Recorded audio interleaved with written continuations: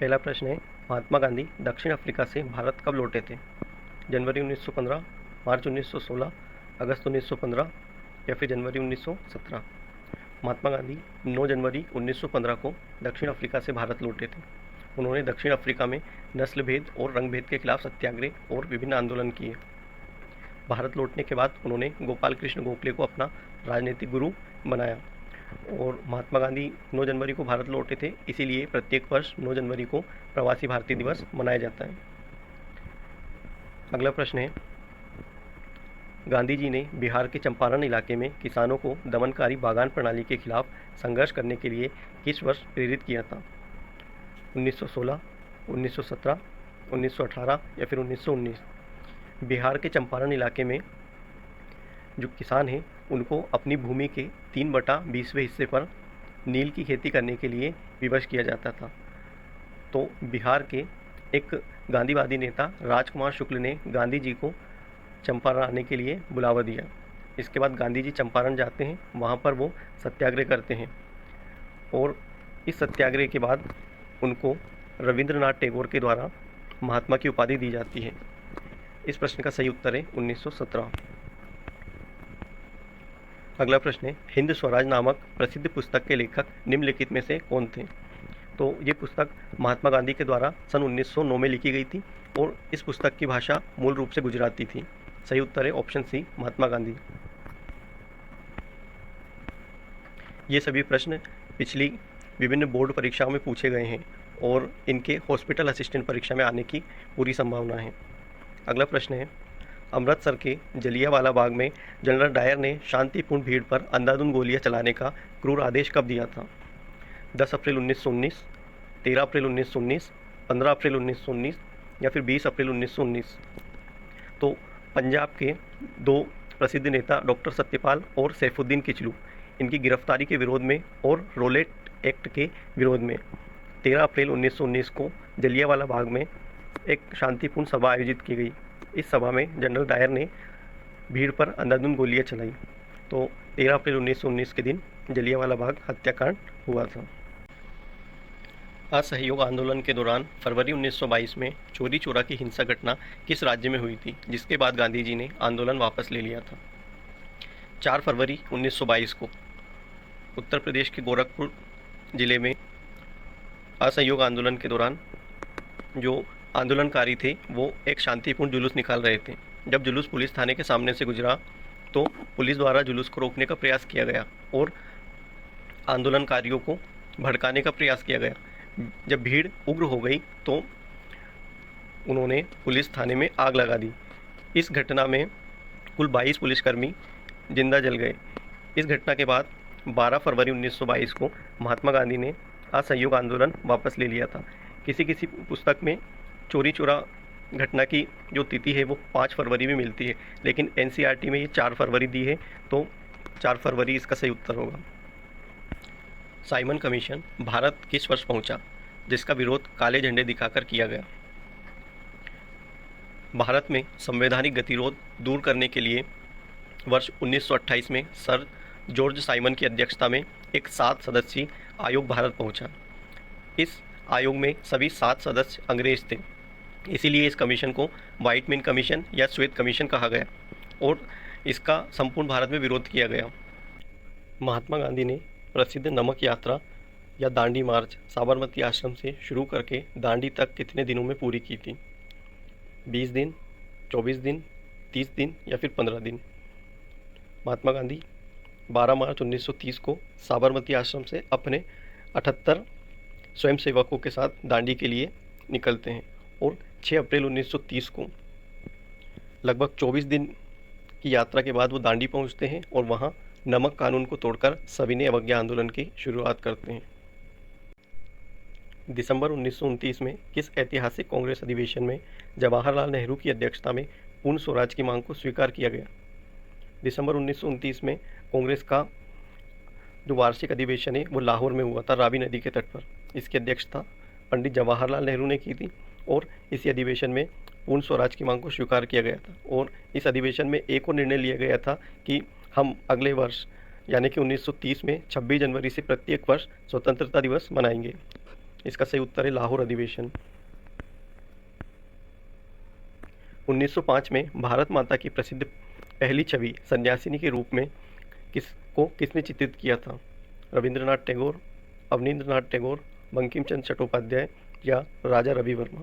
तो 1905 में भारत माता की पहली छवि को अवनींद्रनाथ टैगोर ने चित्रित किया था। ये प्रसिद्ध कवि और चित्रकार थे और ये रविंद्रनाथ टैगोर के भतीजे थे। अगला प्रश्न है, वंदे मातरम गीत की रचना 1870 के दशक में किसने की थी, जिसे बाद में आनंद मठ उपन्यास में शामिल किया गया?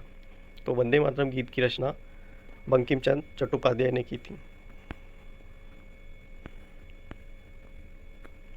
दलितों के लिए दलित वर्ग एसोसिएशन या डिप्रेस्ड क्लास एसोसिएशन की स्थापना डॉक्टर भीमराव अम्बेडकर ने किस वर्ष की थी?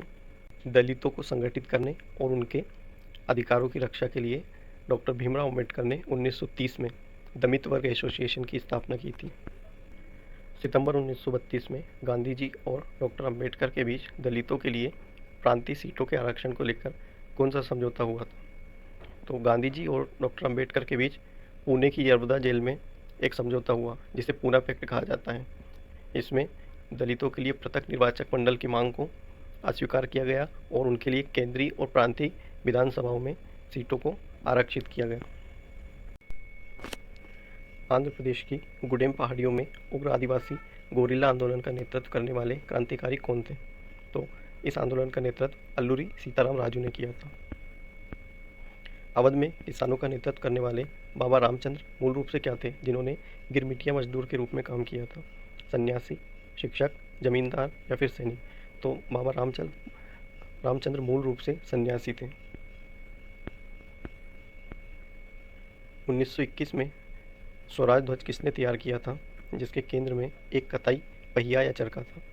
बाल गंगाधर तिलक, महात्मा गांधी, जवाहरलाल नेहरू या फिर सुभाष चंद्र बोस? 1921 में महात्मा गांधी ने एक स्वराज ध्वज तैयार किया था। इसमें 3 रंग थे। लाल रंग हिंदुओं का प्रतिनिधित्व करता था, सफ़ेद रंग अल्पसंख्यकों और शांति का प्रतिनिधित्व करता था और हरा रंग मुसलमानों का प्रतिनिधित्व करता था। इसमें बीच में एक चरखा था जो कि आत्मनिर्भरता का प्रतीक था। इसका सही उत्तर है महात्मा गांधी। रोलेट एक्ट को इंपीरियल लेजिस्लेटिव काउंसिल द्वारा किस वर्ष जल्दबाजी में पारित किया गया था, जिसका भारतीयों ने कड़ा विरोध किया था? रोलेट एक्ट को 1919 में पारित किया गया था और इसी रोलेट एक्ट के विरोध में जलियांवाला बाग में सभा का आयोजन किया गया था। सही उत्तर है 1919। अगला प्रश्न है, प्रथम विश्व युद्ध के दौरान ब्रिटेन के युद्ध खर्चों की भरपाई के लिए भारत में निम्नलिखित में से कौन सा नया कर पेश किया गया था? आयकर, कृषि कर, बिक्री कर या फिर गृह कर? तो प्रथम विश्व युद्ध के दौरान ब्रिटेन की जो सेना है उसके खर्च में काफ़ी वृद्धि हुई और इन खर्चों की भरपाई करने के लिए इन्होंने भारत में एक नया कर, जिसे आयकर कहा जाता है, पेश किया। मार्च 1919 में बम्बई में गठित खिलाफत समिति के मुख्य नेता निम्नलिखित में से कौन से 2 भाई थे? तो खिलाफत समिति के मुख्य नेता अली बंधु, मोहम्मद अली और शौकत अली थे। 1920 के कांग्रेस के किस अधिवेशन में असहयोग कार्यक्रम पर अंतिम रूप से स्वीकृति की मुहर लगाई गई थी? तो कांग्रेस के 1920 के नागपुर अधिवेशन में असहयोग कार्यक्रम पर अंतिम रूप से मुहर लगाई गई थी। असहयोग आंदोलन के दौरान बागान श्रमिकों के लिए इनलैंड इमिग्रेशन एक्ट 1859 के तहत क्या प्रतिबंध था? बिना अनुमति के बागान छोड़ने की मनाही, दोगुना लगान देने का नियम, हड़ताल करने पर पूर्ण प्रतिबंध, केवल नील की खेती करने की मजबूरी। तो इस एक्ट के तहत जो श्रमिक थे उनको बिना अनुमति के बागान छोड़ने की मनाही थी। उनको परमिशन या फिर अनुमति बहुत कम मात्रा में दी जाती थी या फिर दी ही नहीं जाती थी। कांग्रेस के भीतर स्वराज पार्टी का गठन CR दास और किस नेता ने परिषद राजनीति में लौटने के लिए किया था? मोतीलाल नेहरू, जवाहरलाल नेहरू, सुभाष चंद्र बोस या फिर वल्लभ भाई पटेल? तो चित्तरंजन दास और मोतीलाल नेहरू इन्होंने परिषदों के माध्यम से ब्रिटिश सरकार का विरोध करने के लिए स्वराज पार्टी का गठन किया था। महात्मा गांधी ने लॉर्ड इरविन को 11 मांगों वाला एक ऐतिहासिक पत्र कब भेजा था, जिसमें नमक कर को हटाने की मुख्य मांग शामिल थी? महात्मा गांधी ने लॉर्ड इरविन को एक पत्र भेजा। इस पत्र में 11 मांगें सम्मिलित थीं। और इसमें कहा गया था कि यदि इन मांगों को पूरा नहीं किया गया तो फिर सविनय अवज्ञा आंदोलन प्रारंभ किया जाएगा। लॉर्ड इरविन ने इन मांगों को अस्वीकार कर दिया और महात्मा गांधी ने यह पत्र इरविन को 31 जनवरी 1930 को भेजा था। गांधी इरविन समझौते पर किस तिथि को हस्ताक्षर किए गए थे जिसके तहत गांधी जी द्वितीय गोलमेज सम्मेलन में जाने को सहमत हुए थे? 5 मार्च 1931 को गांधी और इरविन के बीच एक समझौता हुआ जिसके तहत गांधी ने सविनय अवज्ञा आंदोलन को स्थगित किया और द्वितीय गोलमेज सम्मेलन में जाने के लिए वे राजी हुए।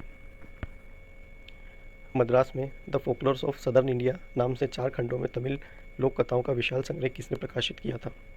तो इस संग्रह को नटेशा शास्त्री द्वारा प्रस्तुत किया गया था और इनका ये मानना था कि लोक कथाएँ राष्ट्रीय साहित्य होती है क्योंकि व्यक्ति लोक कथाओं में अपनी अभिव्यक्ति आसानी से कर सकता है। सही उत्तर है नटेशा शास्त्री। आज के वीडियो का अंतिम प्रश्न है 1928 में सरदार वल्लभ भाई पटेल ने गुजरात के किस स्थान पर आंदोलन का सफल नेतृत्व किया जिसके बाद उन्हें सरदार की उपाधि मिली? बारदोली, खेड़ा, अहमदाबाद या फिर सूरत? तो 1928 में वल्लभ भाई पटेल ने बारदोली में किसान आंदोलन का सफल नेतृत्व किया। इसके बाद उन्हें वहाँ की महिलाओं ने सरदार की उपाधि दी थी।